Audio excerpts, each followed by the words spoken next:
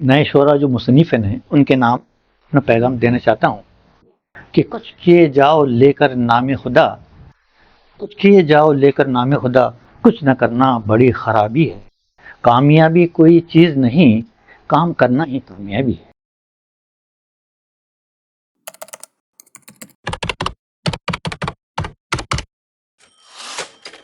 میرا پورا نام شیخ عزیز شیخ مجید ہے۔ ڈاکٹر عبدالعزیز عرفان کے کلمی نام سے معروف ہوں۔ اپنے آبائی وطن جلگاؤں جامود کے مقام پر 12 مارچ 1948 کو میری پیدائش ہوئی۔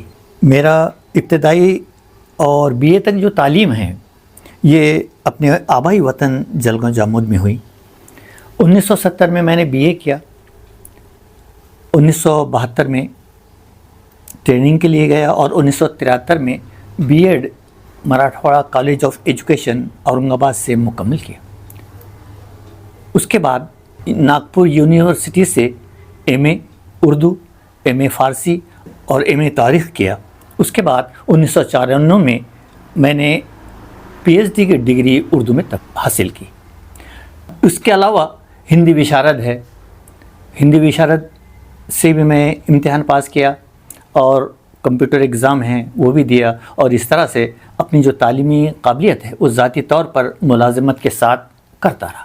کالج کی تعلیم کے دوران حلقہ احباب میں کچھ ساتھی جو ہے شاعرانہ طبیعت کے مالک تھے، اور وہ اکثر اپنے محفلوں میں اپنی غزلیں وغیرہ سنایا کرتے تھے۔ ان کا یہ ادبی ماحول کی وجہ سے مجھے بھی شاعری کا شوق ہوا 1970 کے بعد۔ تو میں بھی جو ہے میری بھی طبیعت اس طرف مائل ہوئی اور میں نے بھی غزلوں اور گیتوں سے آغاز کیا۔ اور اس طرح ابتدا میں میں نے اپنے جو کالج کے دوران جو ہے میگزین نکلتے تھے اس میں نثری مضامین ہیں، گیت اور غزلیں اس میں میری شائع ہوتی تھی۔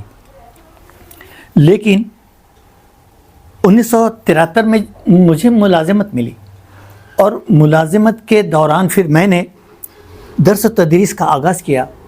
اسی وجہ سے میں نے کتابوں کا مطالعہ کیا۔ اس کے بعد میں جو ماحول ہے ادبی ماحول سے میں نے بہت سی چیزیں حاصل کی۔ 1977 میں ضلع پریشد اکولہ میں کنٹینیوسلی مجھے ڈی ایس بی کے تھرو میں آرڈر ملا، اور میں 1977 میں آکوٹ ضلع پریشد اکولہ وہاں پر بحیثیت مدرس کے تقرر ہوا، اور تقرر کے دوران جب میں نے دیکھا ملازمت کے ساتھ ساتھ جو ہے اپنے ساتھیوں کو دیکھا، اساتذہ ہے، طلبہ اور طالبات ہے، ان کی کچھ مشکلات ہوتی تھی۔ مثال کے طور پر اسکول اور کالج میں اردو کے پروگرام ہوتے ہیں، عام طور پر یوم پیدائش ہے، یوم وفات منایا جاتا ہے۔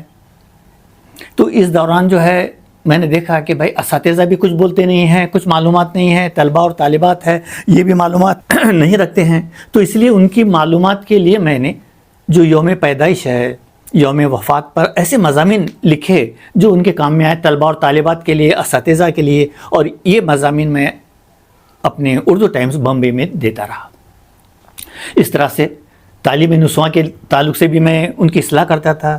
بچوں کے لیے ہمارے نیتا ہے تحریک آزادی میں جن لوگوں نے حصہ لیا، یہ تمام طرح کے جو مضامین ہیں میں اپنے قلم سے سپرد قلم کرتا اور اخبارات میں شائع کرتا، اور یہ مضامین جو ہے اپنے بچوں کو بھی دیتا، طلبہ اور طالبات کو بھی، اساتذہ کو بھی، اور اس طرح سے ان کو بھی شوق ہوا، اور وہ بھی جو ہے یوم وفات ہے، یوم پیدائش پر جو بڑے بڑے لیڈر ہیں، رہنما ہیں، ان کے اسکول میں جو بھی پروگرام ہوتے اس میں وہ شریک ہوتے تھے، اور اب وہ بھی انٹرسٹ لینے لگے، اور ان کی دلچسپی کی وجہ سے میں نے بھی لکھنے میں مضامین میں جو لکھنے کے لیے تیزی کی، اور اس میں بھی زور پکڑا، اور میری بھی دلچسپی بڑھتی رہی، اور طلبہ اور طالبات کی بھی دلچسپی بڑھتی رہی۔ یہاں آنے کے بعد 2004 میں ریٹائر ہوا۔ جیسے ہی خلد آباد آیا، یہاں پر میں نے العرفان ہائی اسکول 2004 میں جوائن کیا۔ وہاں پر بحیثیت لیکچرر ڈی ایڈ کالج تقرر ہوا۔ وہاں کا ادبی ماحول بھی تھا، لائبریریز جو ہے یہ تمام سے میں نے استفادہ حاصل کیا. اور میرے مطالعہ میں بھی جو ہے مطالعہ بھی وسیع ہونے لگا. کتابیں جو ہے لائبریری میں بہت پرانی اور قدیم کتابیں ملتی تھی اور بہت معلومات تھی. تفسیر ہے، قرآن کے تفسیر بھی میں نے وہیں پڑھا. اور یہ ان 4 سالوں میں میں نے بہت کچھ سیکھا ادبی ماحول، ان کے ادبی ماحول سے.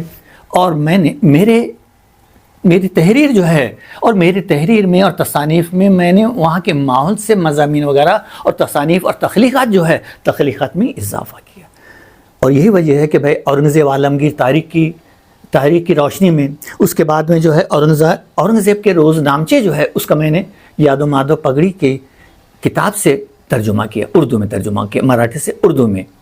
اور اس طرح سے اورنگ آباد آیا. اورنگ آباد میں 2008 سے 2012 تک میں ایز اے کوآرڈینیٹر سرو شکشا ابھیان میں داخل ہوا. یہاں کا بھی ادبی ماحول تھا. یہاں تمام اسکول سے اور اساتذہ طلبہ ہے، ان کے ساتھ مجھے بھی رہنے کا موقع ملا. اسی طرح سے ہمارے جو ساتھی ہیں ایک اسکول کے جناب محسن احمد صاحب کا نام آپ نے سنا ہوگا، یہ سابق کارپوریٹر بھی ہیں اور ان کا اسکول بھی ہے. ان کے اسکول میں جانا ہوا تو ان کو بھی اردو سے دلچسپی تھی، وہ بھی مجھے بلانے لگے. اور اس طرح سے ان کی سوسائٹی سے میرا ممبرشپ جو ہے یہ ہوا اور میں ان میں مشورے کے لیے کام کرتا رہا. اس طرح سے ان کے پروگرام ہے دوسرے اردو اسکولز کے اور کالجز کے جو پروگرام ہوتے تھے، اردو ہے، ادبی ہے، اس میں مجھے بھی بلایا جاتا تو میں مہمان خصوصی کی حیثیت سے جاتا تھا. سمجھے نا، یہ تمام چیزیں جو ہے دیکھتا تھا اور اس کے بعد میں جو ہے اپنے جو معلومات جو ہے ان تک شیئر کرتا تھا. اردو ادب کے ارتقاء اور اس کی بقا میں اورنگ آباد کا بہت بڑا حصہ ہے. زمانے قدیم سے ہم جانتے ہیں کہ بھائی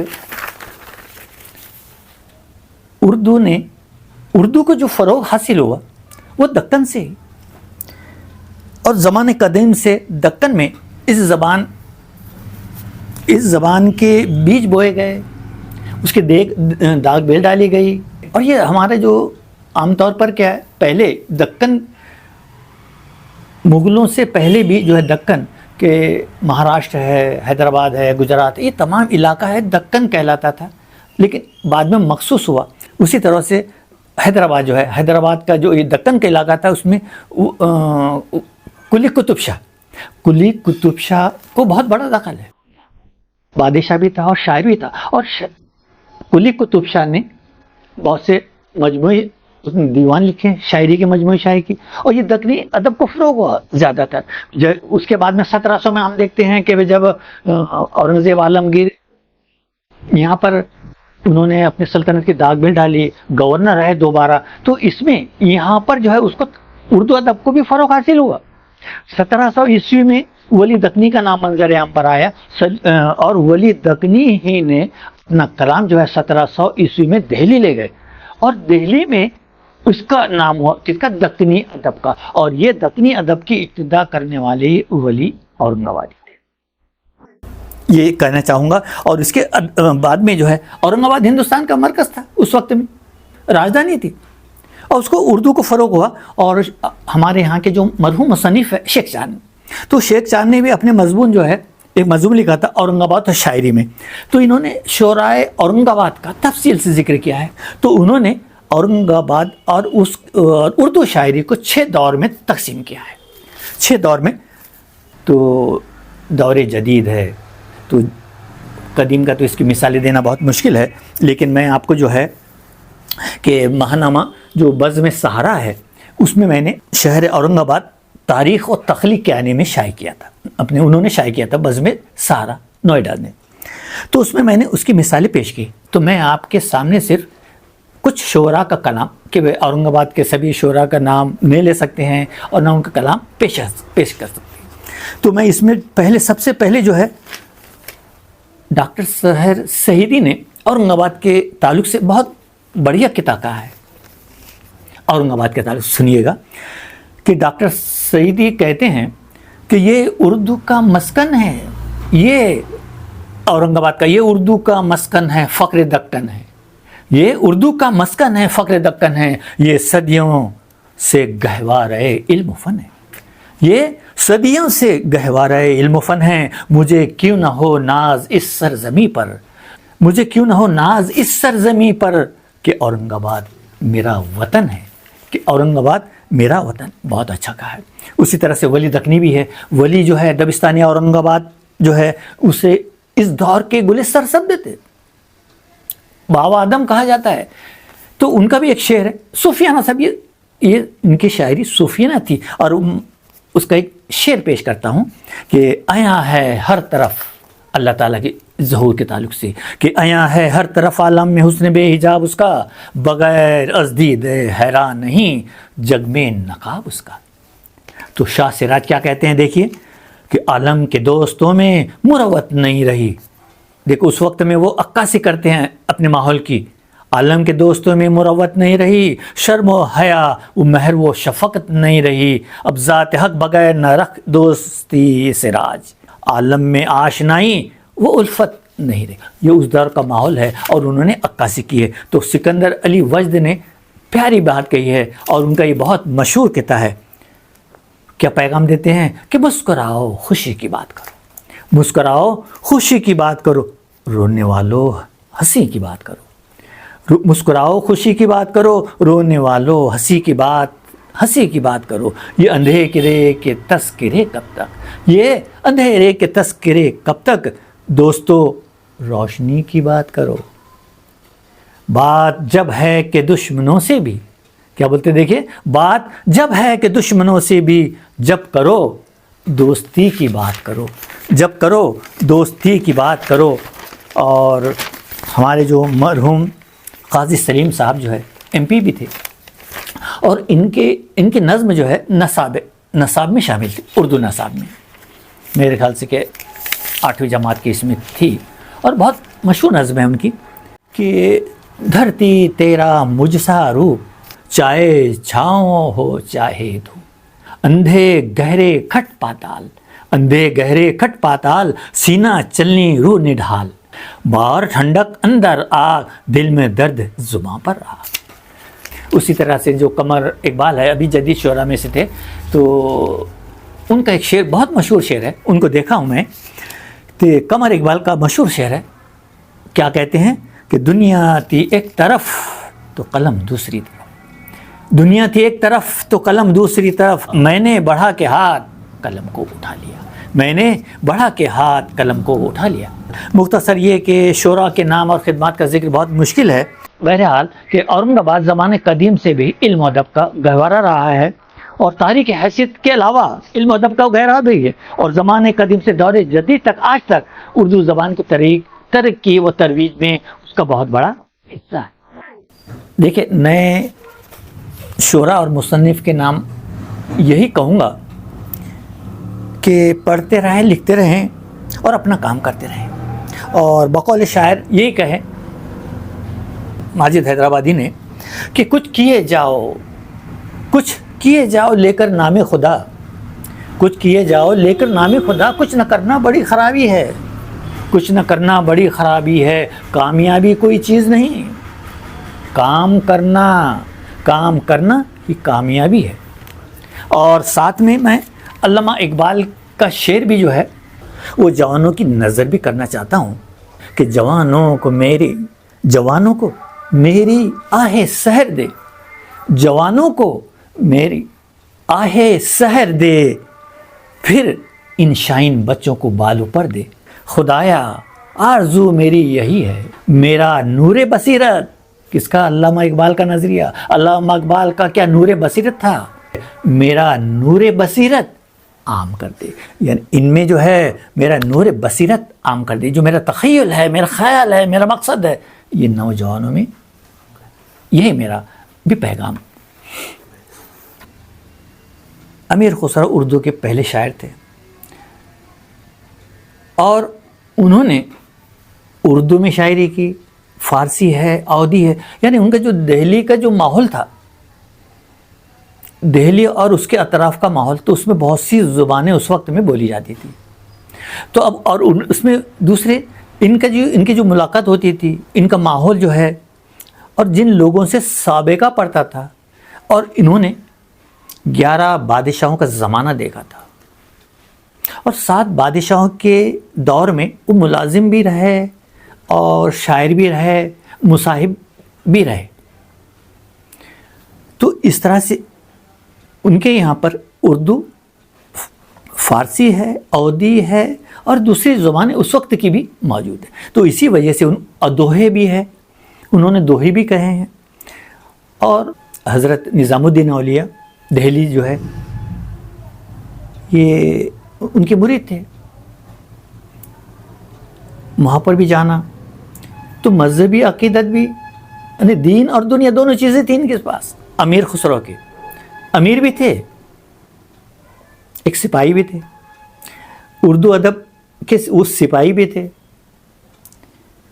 تو وہ یہ جو امیر خسرو جو ہے بادشاہوں کے ساتھ جاتے تھے۔ مثال کے طور پر جب علاء الدین خلجی جو ہے اس کا بیٹا اپنے دولت آباد آیا، محمد تغلق دولت آباد آیا، قطب الدین تو خلجی جو ہے دولت آباد، ان کے دور میں ہر بادشاہ کے وہ ساتھ تھے۔ اور اس وقت میں انہوں نے فارسی میں دولت آباد پر بھی جو ہے دولت آباد کے باغ، دولت آباد کے کاغذ پر، دولت آباد کی بہت سی چیزوں پر، خواتین پر اور پھل کون سے تھے اس وقت میں، وہ ان پھلوں کا اپنی شاعری میں ذکر کیا ہے۔ فارسی میں بھی ہے، اردو میں بھی ہے، دوہے بھی ہے، اودی بھی زبان میں بھی ہے، دوہے بھی مشہور ہے۔ تو تاریخی اعتبار سے امیر خسرو نے بھی جو ہے ہر بادشاہ کے فرمائش پر کتاب لکھی۔ اب جب ہر بادشاہ کی، جلال الدین بلبن ہے، جلال الدین خلجی ہے، علاء الدین خلجی ہے، محمد تغلق، ان ہر بادشاہ کی یہ ہوتی تھی، فرمائش ہوتی تھی کہ بھائی حالات دوران کے جو ہے کچھ لکھیے۔ اب وہ تاریخ کے جب بادشاہ کی جلال الدین خلجی کا ذکر ہوگا تو اس میں ان کی تعریف ہوں گی، کلامیں بھی ہوں گی ان کے۔ تو اس طرح سے وہ کلام کی بھی تعریف کرتے تھے اور دوسرے جو ہے تمام چیزوں کی بھی، ادب کی بھی خدمت، تاریخ بھی۔ یعنی ادب اور تاریخ کو مولانا اپنے امیر خسرو ایک ایسے شاعر تھے جو ادب بھی اور تاریخ کے ساتھ ساتھ چلتے تھے۔ یہ چیز کہ ان کی کتابیں پڑھی جائے، ادب شاعرانہ بھی ہے اور تاریخی معلومات بھی رکھتی ہے، اور تمام چیزوں سماجی اعتبار سے بھی ہے، تمام اعتبار سے پسند کی جاتی تھی۔ صبح میں خدمت کرتے ہیں اور شام میں محفل ستی حضرت نظام الدین اولیاء کے۔ تو ان کے دیکھیے کہ حضرت نظام الدین اولیاء جو ہے ان کی تعریف میں انہوں نے، اور وہ سما ہوتا تھا، سما کو پسند کرتے تھے حضرت نظام الدین اولیاء بھی اور یہ بھی، دو گروپ تھے۔ تو بہرحال اس میں ان کی جو شاعری ہے حضرت نظام الدین اولیاء کی، وہ شاعری اس میں قوال جو ہے، قوال گایا کرتے تھے۔ وہ زحال مسکین مکن تغافل والی بہت مشہور غزل ہے، وہ کیا ہے کہ پوری یاد نہیں مجھے، زحال مسکین مکن تغافل والی، تو میں نے اس میں اپنی کتاب میں ذکر کیا ہے۔ اور دوسرے جو ہے کہ اپنے حضرت نظام الدین کی تعریف میں ہیں وہ بھی۔ تو بہرحال کہ انہوں نے اپنے صوفیانہ اللہ تعالیٰ کی تعریف میں بھی کہے ہیں، نہ حضور کی تعریف میں بھی۔ تو اس طرح سے ہر اعتبار سے ان کے یہاں پر کلام موجود ہے۔ یہ میرا پروجیکٹ تھا 2014 کا، قومی کونسل نے اسے منظور کیا تھا اور اب میں نے شائع کیا، اور اس کا نام ہے امیر خسرو تنقیدی و تحقیقی مطالعہ۔ تو اس میں بھی میں نے، میری تحقیق بھی ہے اور تنقیدی مطالعہ بھی۔ کچھ باتیں امیر خسرو کے بارے میں کچھ غلط فہمیاں بھی پھیلائی گئی ہیں، اور تو میں نے وہ تاریخی چیزیں جو ہے اس پر روشنی ڈالی۔ مثال کے طور پر ایک ان کی پیدائش کے تعلق سے، عام طور پر ان کی پیدائش کو دہلی تصور کیا جاتا ہے، لیکن وہ دہلی میں پیدا نہیں ہوئی، بلکہ بلبن کے زمانے میں جو پٹیالی کا حصہ تھا وہ یو پی میں آتا ہے آج بھی۔ ان کے والد محترم وہاں رہتے تھے پٹیالی میں، تو اور کچھ لوگوں کا ہے کہ وہ دہلی میں، تو میں نے یہ ثابت کیا کہ وہ دہلی میں پیدا نہیں ہوئی، پٹیالی میں پیدا ہوئی ہے۔ یعنی اور دوسرے کہ اس میں نے امیر خسرو جو ہے بحیثیت امیر بھی تھے، وہ ندیم خاص بھی تھے اور عہد سلاطین امرا بھی تھے۔ اس کی حیثیت، یہ تمام چیزیں پیش کیا۔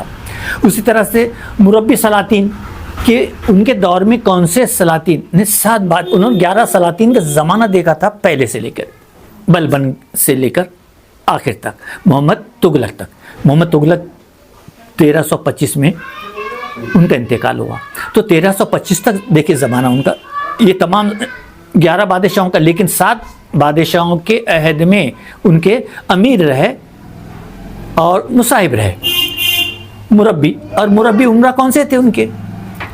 اور اس کے ساتھ ساتھ میں نے یہ بھی بتایا کہ بھائی امیر خسرو بحیثیت ایک بلند پایہ مورخ تھے، تاریخ داں بھی تھے، تاریخ لکھنے والے۔ تو تاریخ کی کتابیں کون سی لکھی انہوں نے؟ نثر میں اس کا ذکر کیا ان کے، اور نظموں میں کیا ہے ان کے جو نظم میں کون سی تاریخی مثنویاں ہیں، ان 5 مثنویوں کا اس میں نے ذکر کیا۔ نثری تاریخی کارنامے کون سے ہیں، اور امیر خسرو کے مطابق جو ہے کہ بھئی چند معروف تاریخی غلطیاں ہیں، وہ غلطیوں پر میں نے روشنی ڈالی ہے، اس کا تنقیدی اور تحقیقی جائزہ لیا۔ یہ تو میں نے بتایا کہ آپ کو پٹیالی کے تعلق سے دلی دورست کا محاورہ آپ نے سنا ہوگا، تو عام طور پر یہ منسوب ان سے کیا جاتا ہے کہ دلی دورست۔ اس کے بعد میں محمد تغلق کے بارے میں، اور کہ بھئی محمد تغلق نے اپنے والد کو قتل کر دیا تھا۔ اس کے بعد میں اس وقت میں امیر خسرو زندہ تھے، تو امیر خسرو کی میں نے تاریخی اعتبار سے کہ بھئی محمد بن تغلق جو ہے اس کے ساتھ رہے، مصاحب تھے، اور انہوں نے کیا کارروائی کی، سمجھے نا۔ تو یہ ایسی غلط فہمیاں ہیں ان کے بارے میں، جو گرفتاری ہے ان کی تمام چیزیں جو ہے، امیر خسرو کا وظیفہ ہے کہ بھئی ان کو کتنا ملتا تھا، اور وہ تو سب سے بڑے شاعر تھے وہ، اور مصاحب بھی تھے، امیر بھی تھے، ندیم بھی تھے، تو ان کا جو وظیفہ ہے تو شایع نشانی ہوگا۔ تو اس کے تعلق سے میں نے تاریخی اور تحقیقی اعتبار سے لکھا کہ امیر خسرو کے تعلق سے بھی بہت سی ناروا باتیں کہی گئیں۔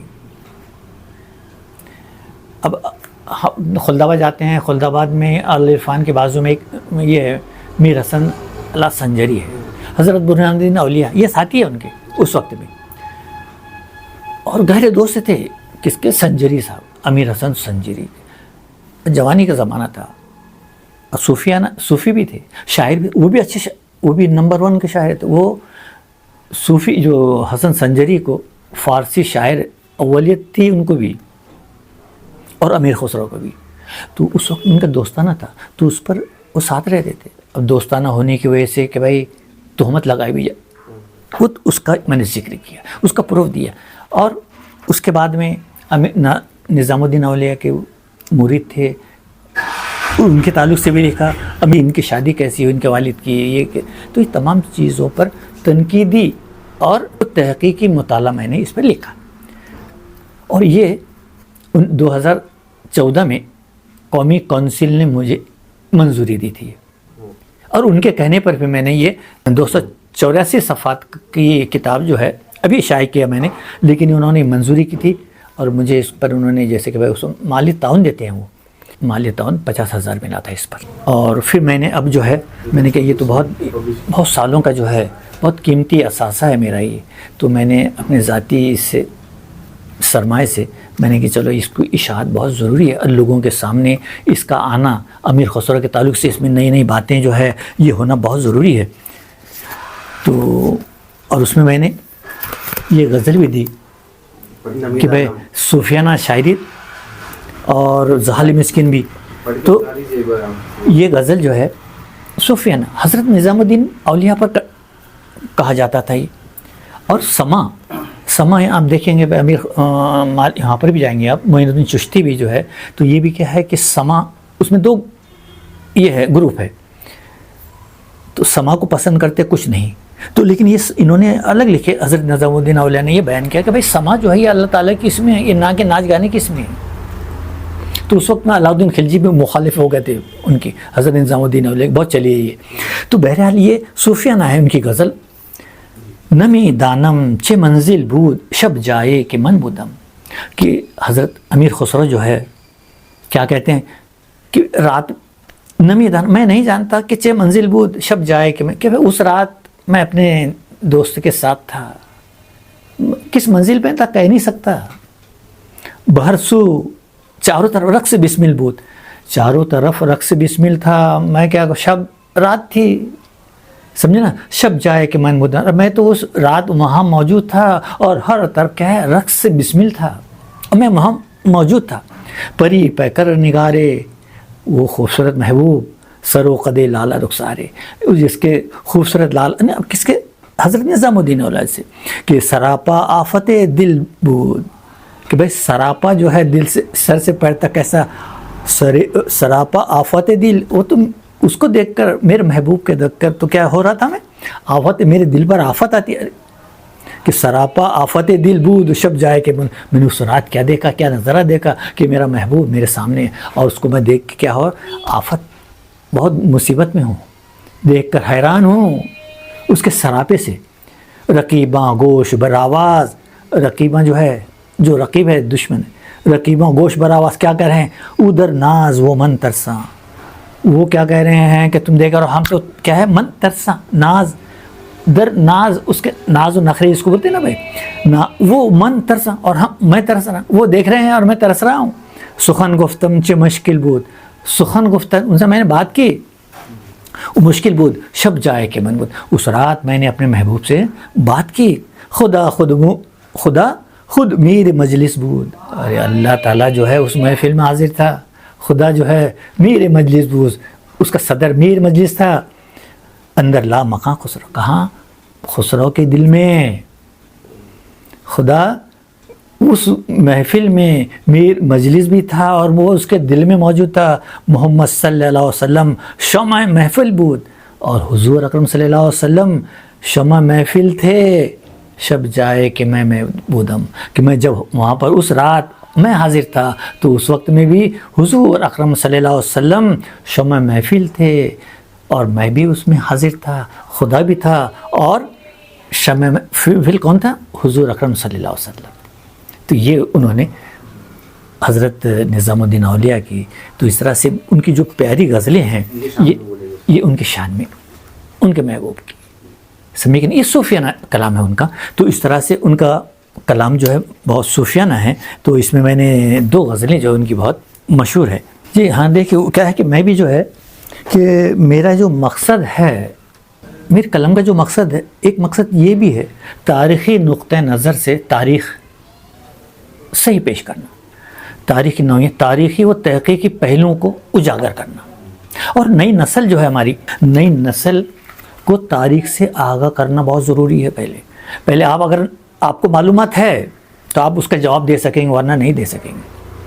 تو نئی نسل کے لیے میں نے بھی تاج محل ہے، تاج محل پر 2 کتابیں منظر عام پر آ گئی، اور اس کے بعد میں ٹیپو سلطان ہے. تو یہ بھی اللہ تعالیٰ کی مہربانی رہی. دیکھیے کہ ٹیپو سلطان کے تعلق سے مجھے حیدرآباد کے لوگوں نے بھی کہا تھا، تحریک آزادی میں جن مسلم مجاہدین کا حصہ ہے اس پر لکھا تھا میں، تو اس میں نے ٹیپو سلطان کو چھوڑ دیا تھا، کیونکہ ٹیپو سلطان کا تو الگ ہی تھا. تو ٹیپو سلطان دیکھو کہ بھائی کرناٹک اردو اکیڈمی ہے، اس وقت میں وہ ٹیپو سلطان یعنی کانگریس کی جب حکومت تھی اس دور میں ٹیپو سلطان کے یوم پیدائش منا رہے تھے. تو میں نے اسی دوران لکھا تھا کہ بھائی اگر آپ ٹیپو سلطان کا یہ تصنیف پسند کرتے ہیں تو میں آپ کو بھیجتا ہوں، شائع کرتے ہیں تو دیکھیں اگر پسند آئی تو ہم شائع کریں. تو میں نے بھیجا، ان کو پسند آ گئی، شائع بھی کر دیا انہوں نے اور بھیج دیے بھی مجھے. اور اس کا انعام جو ہے 15,000 روپے انعام سے بھی، ایوارڈ سے بھی نوازا. اور اس کے بعد میں کانگریس کی حکومت بدل گئی. تو کہنے کا مطلب یہ جو ہے کہ بھائی مسلمانوں کے ساتھ جو ہے کہ بھائی آج ہم اور ہماری نسل جو ہے تاریخی معلومات ان کو دینا. اور جیسے اورنگ آباد ہے، شہر اورنگ آباد کے تعلق سے بھی جو ہے تاریخی عمارتیں ہیں، دروازے ہیں، کس نے بنائے، کیا بنائے، کیسے بنائے، تو صحیح معلومات اور صحیح واقفیت ہونا بہت ضروری ہے. تو اسی وجہ سے میں نے تاج محل اور اردو ادب ہے، تاج محل تاریخ کی روشنی میں پیش کیا. اگرچہ کہ ایک مصنف جو ہے کہ بھائی قلم جو ہے ان کے جو اعتراضات والوں کا جواب نہیں دے سکتے، ان کو بولیں گے کہ بھائی ایک مصنف ایک شاعر نہیں بول سکتا ہے کہ بھائی یہ تاج محل کس نے بنایا.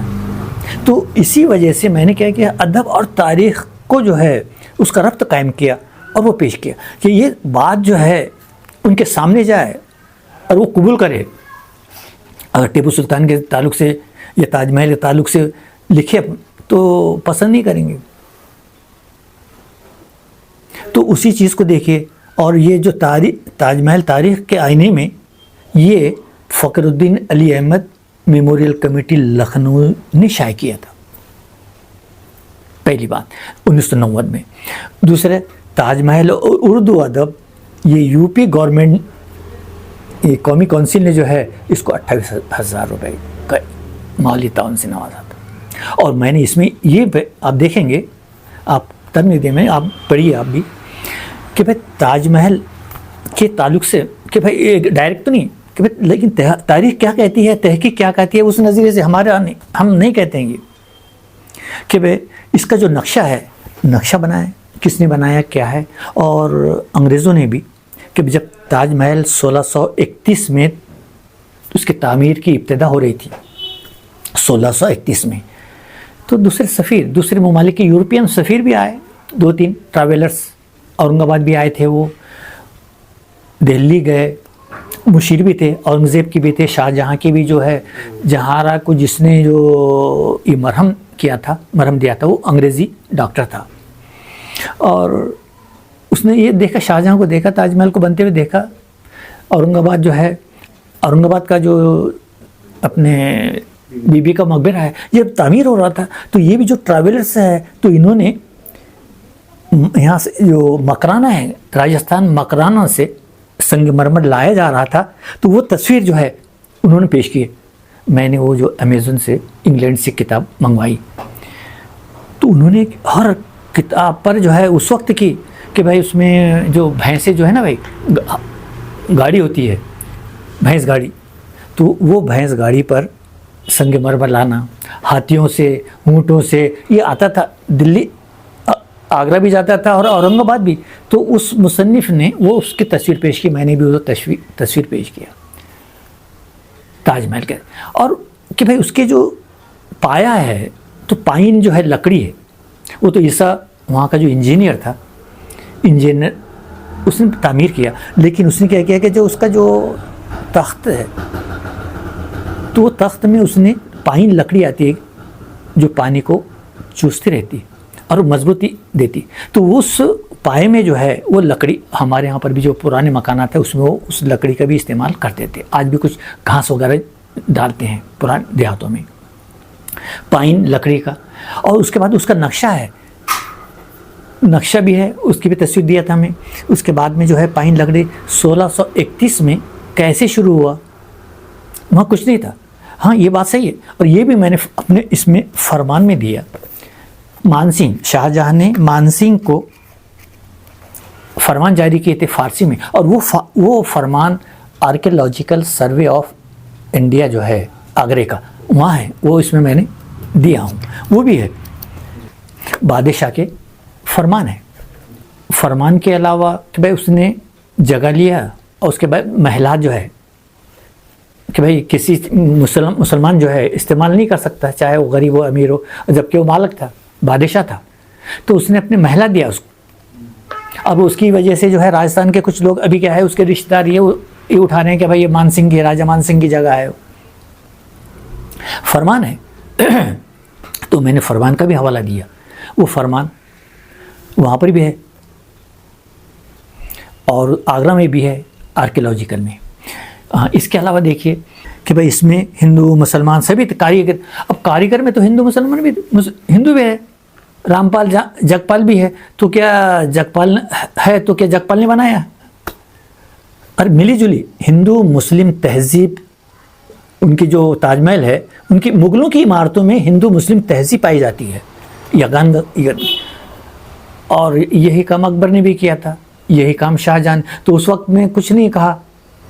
اب شاہ جہاں جیسے 1631 میں ابھی بات ہو رہی ہے, ابھی ایک قدم اٹھایا اور وہ اس پر پیٹ بھر رہے ہیں آج تاج محل پر. تو بہرحال تاج محل پر میں نے جو اعتراضات ہیں اس کے اعتراضات کے جوابات دیا ہوں اس میں بھی. اور کہ بھائی اس میں اشعار بھی ہے کہ ممتاز کہ مجھ کو ممتاز کے ہے نا تاج محل کہتے ہیں، اس کے تصویر بھی دیے ہوئے ممتاز کے اور تاج محل کی. اور یہ بات بھی یہ بھی ہے کہ وہ اس کے 8 نام تھے، ممتاز محل کے 8 نام تھے، اس میں سے ایک نام تاج محل تھا. شاہ جہاں نے اپنی بیوی کا نام تاج محل رکھا تھا. ایک صاحب نہیں بولے کہ میں تاج محل، اس کی بیوی کا نام 8 ممتاز ارجمند بانو، ممتاز جہاں، ممتاز محل یہ بھی تھا، اور تاج محل بھی اس کے. تو بادشاہ نے اس وقت میں جو ہے زندہ تھا، حیات دیکھا کرتا تھا بیٹی کے ساتھ، تاج محل اسی کا دیا ہوا ہے. اب لوگ بولتے کہ بعد میں رکھا گا، کس نے رکھا؟ یہ نہیں رکھا. تو یہ تاج محل بھی اسی کا تحریر نام دیا ہوا ہے. تو بہرحال کہ بھائی تعمیری کام اسی کا ہے، سمجھے نا. تو میں نے یہ تمام چیزیں جو ہے کہ بھائی اس کو کہاں سے لایا، سنگ مرمر راجستھان سے، ایران سے کون سی چیز لائی، وہ اس میں نے اس کا ذکر کیا ہے، کتنا پیسہ ہے. اور پیسے جو ہے اس کے جو وزیر خزانہ تھے، اس کے بعد میں جو منشی تھے اس کے، وہ غیر مسلم تھے، غیر مسلم ان کے نام ہیں. اور وہ اتنا ہونے کے باوجود جو ہے یہ مسلمانوں کی تعمیر نہیں ہے، یہ بتاتے ہیں. تو بہرحال آپ ٹیپو سلطان بھی پڑھیے کہ اس کا ہر کام جو ہے قابل تعریف ہے ٹیپو سلطان کا بھی. اور وہ اپنوں کی وجہ سے جو ہے کہ جعفر از بنگال صادق از دکن ننگے دین ننگے وطن.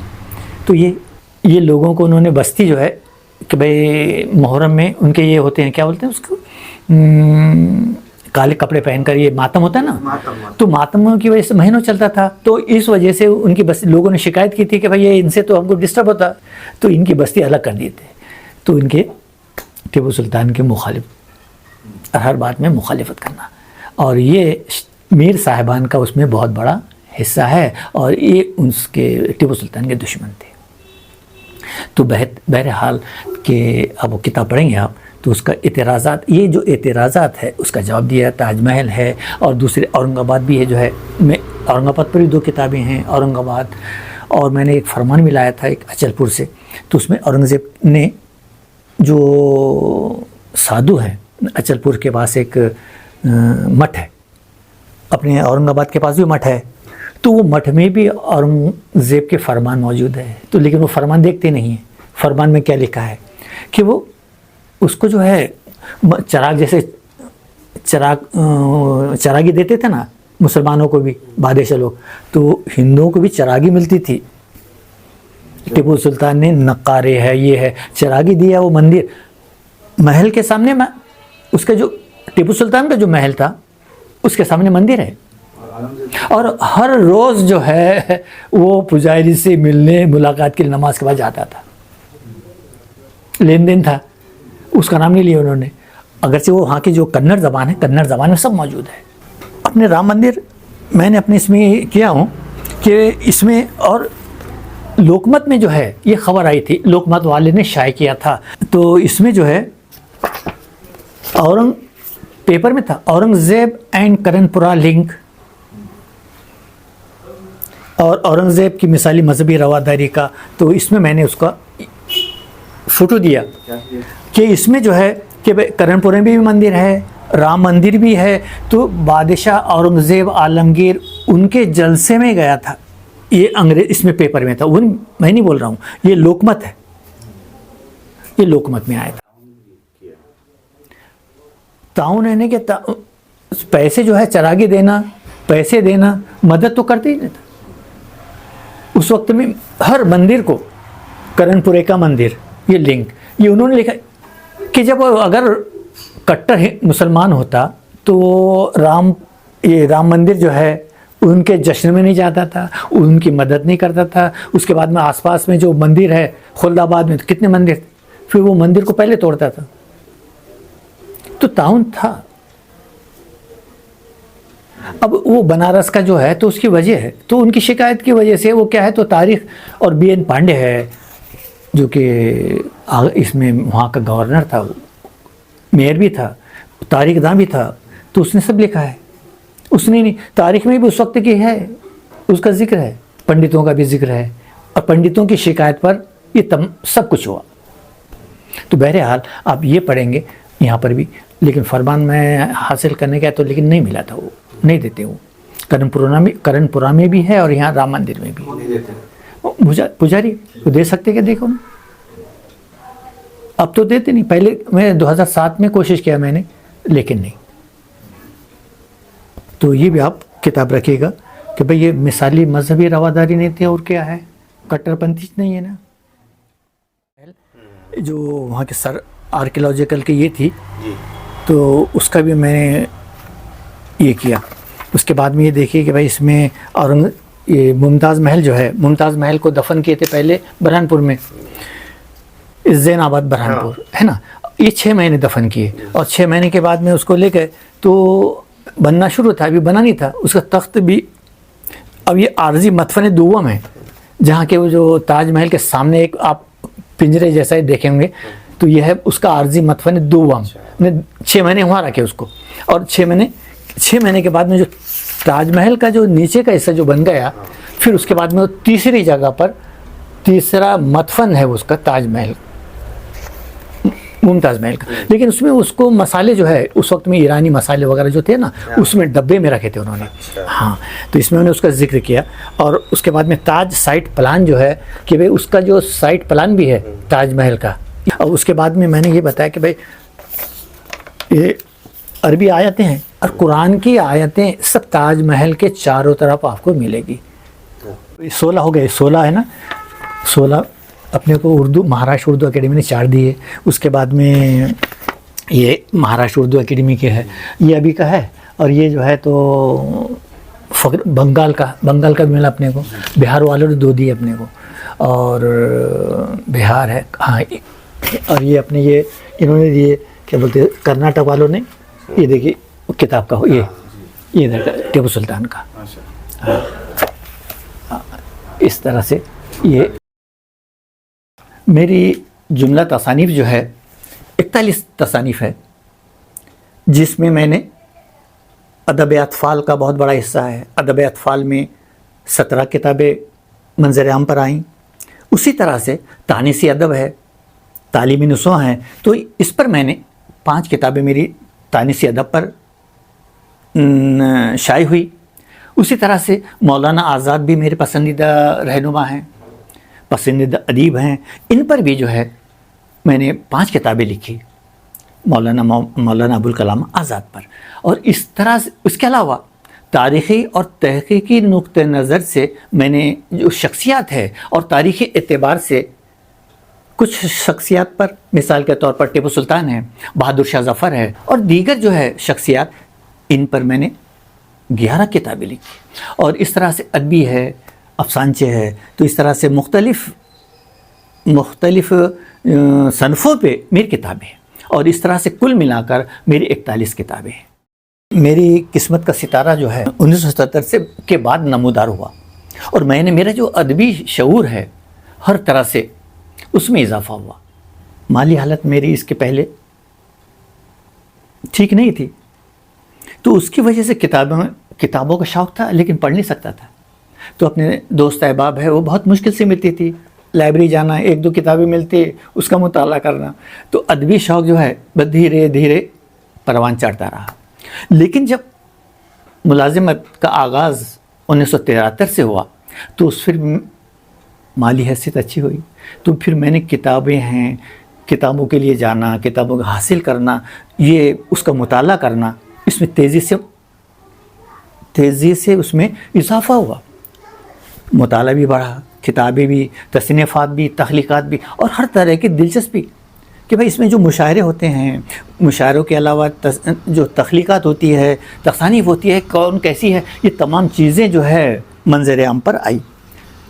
और जैसे ही उर्दू टाइम्स बम्बई जो है, इसका बहुत शुक्रगुज़ार हूँ कि इब्तिदाई जो मज़ामीन लिखे, इसमें जो है हमारे नेता के नाम से मैंने अपने जो मज़ामीन लिखे हैं वो वहाँ पर शाये होते रहे।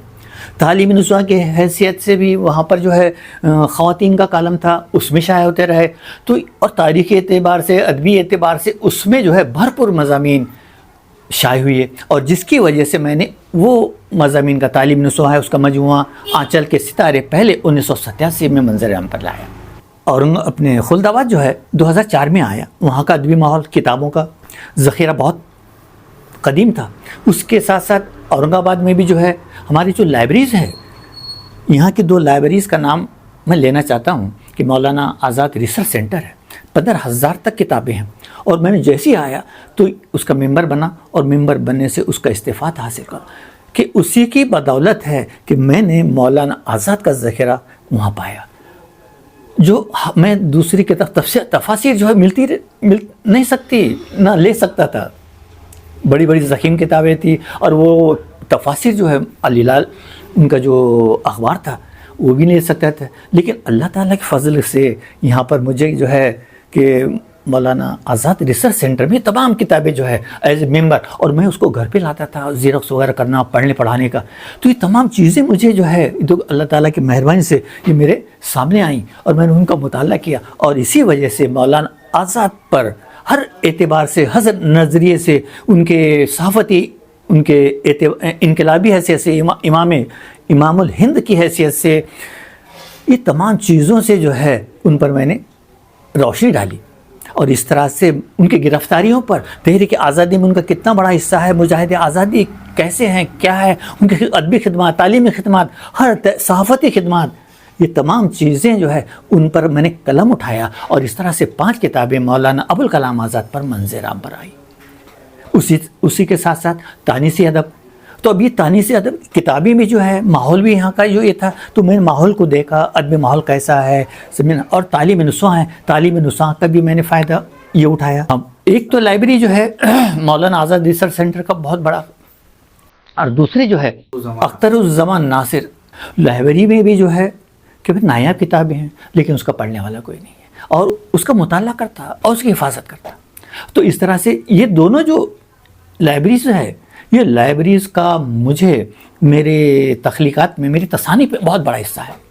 اور دوسرے کہ بھائی اس میں قومی کونسل کا بھی بہت بڑا ہاتھ ہے، اور دوسرے کہ لکھنؤ کی فخر الدین علی احمد میموریل کمیٹی، تو یہ بھی مصنفین کو اور شعراء کو مالی مدد کرتی ہے، ان کے مسودے شائع کرتی ہے. تو میرے تقریباً 10 مسودے فخر الدین علی احمد میموریل کمیٹی نے شائع کی. اور اس کے علاوہ قومی کونسل کے بھی بہت بڑا ہاتھ ہے. قومی کونسل نے 2 میرے جو پروجیکٹ ہے 2014 میں امیر خسرو کا پروجیکٹ کیا، منظور کیا انہوں نے. 2017 میں ابھی مولانا آزاد کی گرفتاریاں ان کے کہنے پر میں نے مکمل کیا 2 پروجیکٹ. اور اس کے ساتھ ساتھ میرے تقریباً 15 سالوں سے، ایک سال میں نہیں، 16 کتابیں جو ہے میرے مسودے قومی کونسل نے شائع کی. اور ابھی بھی جو ہے پچھلے سال بھی میرا ایک مسودہ جو ہے تاج محل اور اردو ادب وہ شائع کیا. تو اس طرح سے میں یہ اداروں کا اور دونوں لائبریریوں کا بہت بڑا شکر گزار ہوں، مشکور و ممنون ہوں کہ ان کی مدد سے، ان کا تعاون جو ہے، ان کے تعاون کی وجہ سے میں پڑھتا رہا اور آگے بڑھتا رہا. اور اس میں یہ تو کہوں گا کہ بھائی جو تخلیقات شائع ہوتی ہے، مصنف کے دل و دماغ پر بہت بڑا اثر ہوتا ہے. تو میں تو یہی کہوں گا اس کے تعلق سے، ان کی وجہ سے دلچسپی بڑھی، مطالعہ بڑھا، اور تخلیقات تصانیف بڑھی، اور اسی وجہ سے مجھے ان لوگوں نے کثیر الجہد ادیب بنا دیا.